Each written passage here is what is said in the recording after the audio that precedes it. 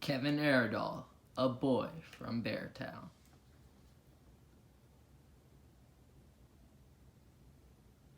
Many believe that the way you experience your childhood strongly affects one's attitude and actions throughout their future. Kevin Erdahl has spent his entire life in a small town swallowed by a deep forest, which they call Beartown. Kevin's childhood was not like all the other children from Beartown. He had everything he ever wanted, and if he didn't have it, his parents would instantly get it for him. Mr. and Mrs. Erdahl both have highly reputable jobs, allowing them to spoil their son Kevin. This wealth and power shown by his parents had a huge effect on Kevin's attitude and personality. Kevin identifies himself as the top of the food chain, looking down on all his surrounding peers. This entitled attitude was always looked over for his God-given hockey ability. Ever since he's been able to walk, hockey had called on Kevin's name, and he answered right back. It was natural for him, and it was one thing that he had to work for. Money, friends, and toys were always thrown at Kevin, but ever since he first touched the ice, he knew that he could only get himself to the highest level. No parents or daddy's money could ever get him to the NHL. Throughout preschool to middle school, Kevin was always the most popular. Every boy wanted to be his friend, and every girl wanted to date him. Everybody wanted a piece of him, even if it meant having to deal with his selfish mindset. Even though Kevin had waves of people trying to befriend him, he stayed pretty low-key, usually only hanging out with his friend Benji. Kevin's past and childhood was obviously shaped his lifestyle, but also could be the reasoning for his entitled attitude.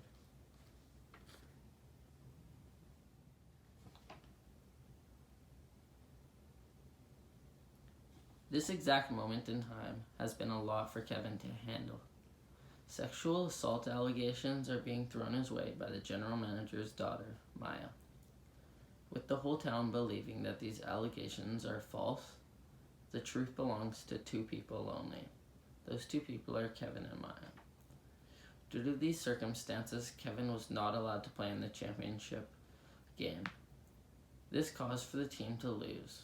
The team's losses upset the town greatly, forcing them to point the finger at one person and one person only. That's Maya. Kevin's parents worked their magic as usual, bailing Kevin out of his criminal actions. Although recently, Kevin had a scary interaction with Maya in an unloaded shotgun. This experience caused him to think if he will ever have a future. Luckily, Kevin was spared by Maya, allowing Kevin to take this experience as a learning opportunity. One major thing coming from this chaos is the loss of friendship with his best friend Benji. After years of putting up with Kevin's lying and entitled attitude, Benji couldn't take it anymore, resulting in him cutting ties with Kevin. Benji knows that Kevin sexually assaulted Maya and wants Kevin to admit it to the town to clear Maya's name. But to no surprise, Kevin won't fess up. This breakup with Benji has left Kevin isolated to himself. Although with all this chaos going around, one thing hasn't changed: Kevin's love for the game. He's still training for his ultimate dream of being in the NHL one day, not letting anything get in his way.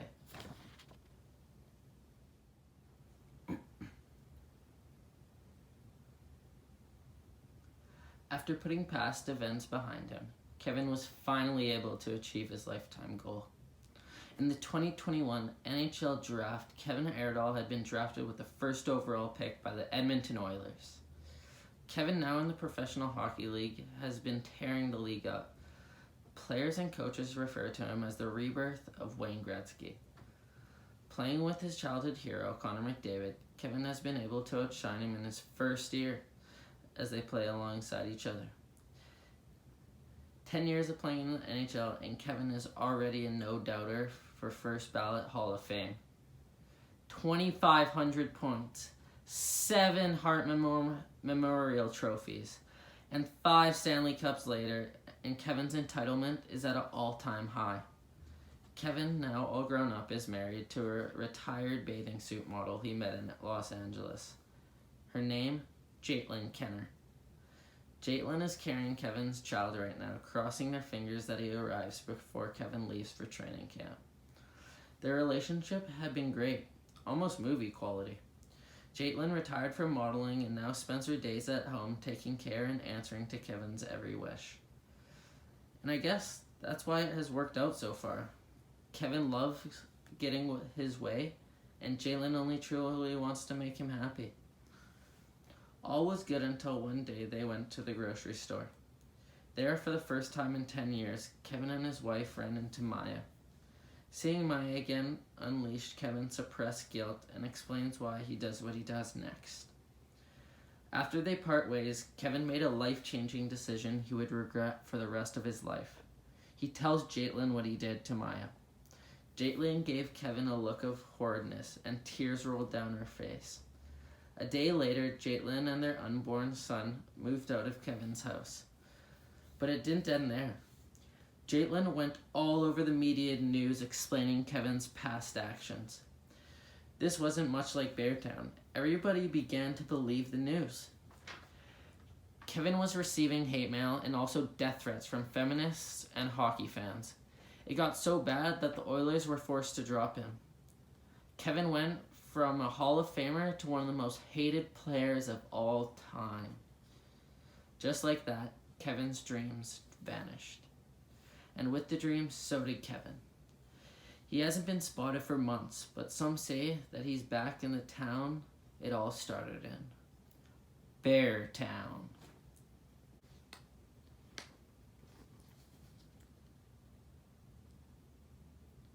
Throughout Kevin's life, he has owned a personal journal that nobody knew about, heard about, or even seen.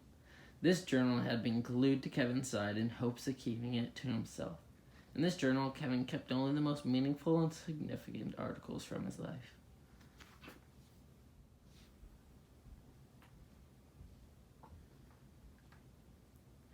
The first page of the journal is scattered with photos of his favorite NHL players he always looked up to. Wayne Gretzky, aka the GOAT, Sid the Kid, Connor McJesus, and Patty Kane. These players always inspired and pushed Kevin to become the best. The way they saw the ice or could always make the perfect tape-to-tape pass blossomed Kevin's thought process of hockey. These were Kevin's heroes. Behind that followed the NHL Hall of Fame speech he wrote as a boy. Okay, you guys can stop clapping for me now. Thank you. Wow, what an honor this is. Throughout my entire life, I never thought I would have made it this far in the game I loved so much. Well, actually, I just lied. I always thought this day would come true. Well, to start off, I think that I'd like to first thank myself. I worked so hard, harder than anybody before me and anybody coming after me. I'd also like to thank God. God was grateful enough to bless me with a hockey talent like no other. And to wrap it all up, I would like to say, see ya at the Stanley Cup Finals. We'll be there. Thank you. Oh yeah, and I'd like to thank my mom, dad, and wife.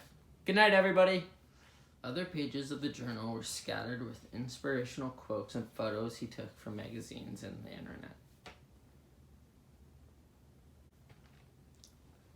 But on the very last page, in Kevin's handwriting, was a confession and the truth. I did it. I can't believe I did it, but I did it. That night after the game, I raped Maya. And it kind of felt amazing. So much power and control. I wouldn't have changed anything.